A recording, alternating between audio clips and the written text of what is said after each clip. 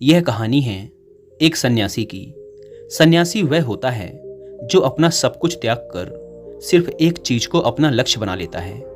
कोई भी व्यक्ति सन्यासी बेवजह नहीं बनता। सन्यासी बनने के पीछे एक बहुत बड़ी वजह होती है। उस व्यक्ति के सन्यासी बनने के पीछे भी एक बहुत बड़ी वजह थी। सन्यासी बनने से पहले उस व्यक्ति के मन ने उस व्यक्ति से बहुत से गलत कार्य करवाए थे, बहुत से पाप करवाए थे। उस व्यक्ति का मन उसका मालिक बन चुका था और वह अपने मन का गुलाम। जीवन के हर सुख, आराम और ऐश्वर्य प्राप्ति के बाद भी उस व्यक्ति के मन में अथाह पीड़ा थी और यही मानसिक पीड़ा उसे सन्यासी बना देती है। सन्यासी बनने के बाद वह व्यक्ति सांसारिक दुनिया से दूर हो जाता है, जंगल में रहने चला जाता है, ध्यान करता है, तरह तरह की साधनाएं और अभ्यास करता है, भिक्षा मांगकर भोजन करता है, एकांत और मौन का अभ्यास करता है। लेकिन फिर भी उस व्यक्ति का मन शांत नहीं होता। वह अंदर से बेचैन और परेशान ही रहता है। यहाँ एक बात समझने वाली है कि ध्यान या किसी भी साधना का जो शुरुआती बिंदु है, उसकी शुरुआत ही तभी की जा सकती है जब हमारा मन शांत हो, जब हमारा मन हमारी सुनता हो। लेकिन उस सन्यासी का मन ना तो शांत था और ना ही उसकी सुन रहा था। उस सन्यासी के मन में यह बात गहराई से बैठती जा रही थी कि मन को वश में करना, मन पर काबू पाना असंभव है। लेकिन फिर एक दिन उस सन्यासी को एक व्यक्ति मिलता है जो ना तो कोई साधु सन्यासी होता है और ना ही कोई बुद्धिमान व्यक्ति। वह तो बस एक साधारण सा चारवाहा था जो उस जंगल में अपनी भेड़ों को चरा रहा था। वह चारवाहा उस सन्यासी के पास आकर उससे पूछता है, क्या मैं तुम्हारी कुछ मदद कर सकता हूँ? तुम बहुत परेशान लग रहे हो। मैं तुम्हें पिछले कई दिनों से देख रहा हूँ। तुम बहुत बेचैन रहते हो। अगर तुम चाहो तो मैं तुम्हारी सहायता कर सकता हूँ। चारवाहे की बात सुन सन्यासी कहता है, भला तुम क्या मेरी मदद कर सकते हो? तुम तो एक संसारी हो जो अपनी मोह माया में लिप्त रहता है। यह सुन वह चारवाहा उस सन्यासी से कहता है, मैं तुम्हारी मदद कर सकता हूँ। मैं मन को वश में करना जानता हूँ। सन्यासी चारवाहे के मुंह से यह बात सुन जोर से हंसता है और कहता है, क्या क्या कहा तुमने? तुम मन को वश में करना जानते हो? मैंने अपना सब कुछ त्याग दिया, आकर जंगल में रहने लगा। तब भी मैं अपने इस मन का गुलाम हूं और तुम कह रहे हो कि तुम इसे वश में कर सकते हो। वह चारवाहा कहता है, मन को वश में करने के लिए सभी वस्तुओं का त्याग करना आवश्यक नहीं है और ना ही जंगल में आकर रहना जरूरी है। बस एक चीज है जिसे छोड़ना सबसे जरूरी है। वह सन्यासी उस चारवाहे से पूछता है, और वह एक चीज क्या है? वह चारवाहा सन्यासी से कहता है, वह एक चीज है गलत जानकारी। आज तक हमारे भीतर जो भी जानकारी गई है उसी ने हमारे मन का निर्माण किया है। सन्यासी उस चारवाहे से पूछता है, परंतु वो कैसे?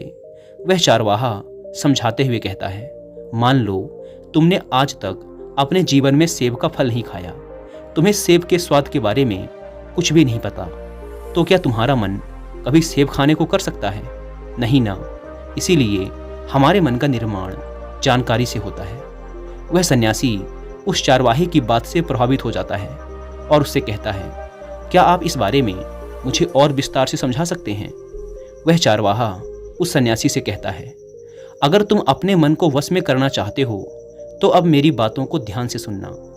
तुम अपने मन को वश में केवल तभी कर सकते हो जब तुम अपने मन की जड़ों को देख पाओगे।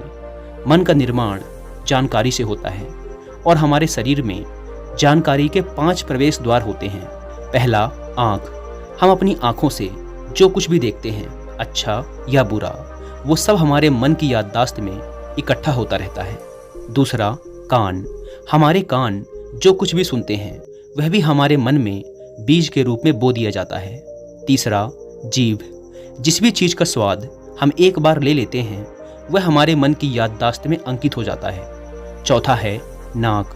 जो भी हम एक बार सूंघ लेते हैं, खुशबू या बदबू, वो सभी हमारे मन में दर्ज हो जाती हैं। और पांचवा है त्वचा।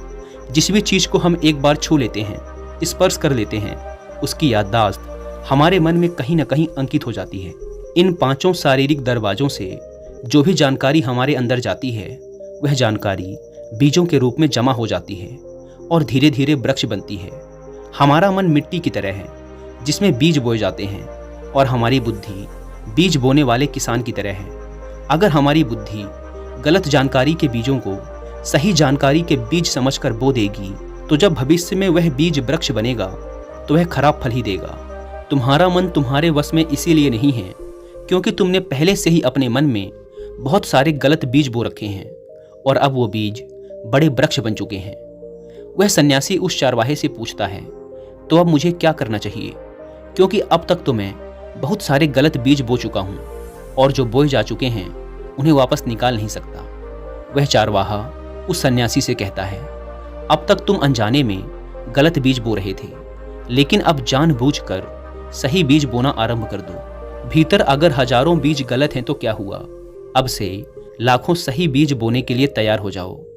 तुम्हें बस पूरे दिन इस बात पर ध्यान देना है कि इन 5 द्वारों से तुम्हारे भीतर क्या जानकारी जा रही है और जो जानकारी जा रही है वो सही भी है या नहीं।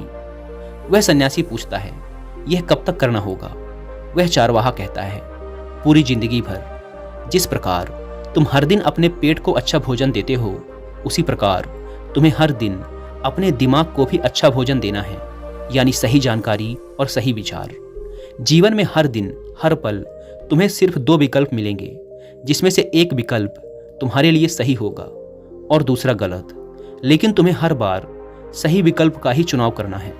हमेशा याद रखना, सही विकल्प का चुनाव करते समय तुम्हारे भीतर पीड़ा पैदा हो सकती है, लेकिन वह पीड़ा सिर्फ कुछ समय ही रहेगी। इसीलिए चाहे तुम्हारे अंदर कितनी ही पीड़ा क्यों ना हो, तुम्हें हर बार सही का ही चुनाव करना है। जितनी बार तुम सही चुनोगे उतनी बार तुम अपने अंदर एक सही बीज बोओगे, और जिस दिन तुम्हारे अंदर के सही बीजों की संख्या गलत बीजों की संख्या से अधिक हो जाएगी, उस दिन तुम्हारा मन तुम्हारे बस में होगा।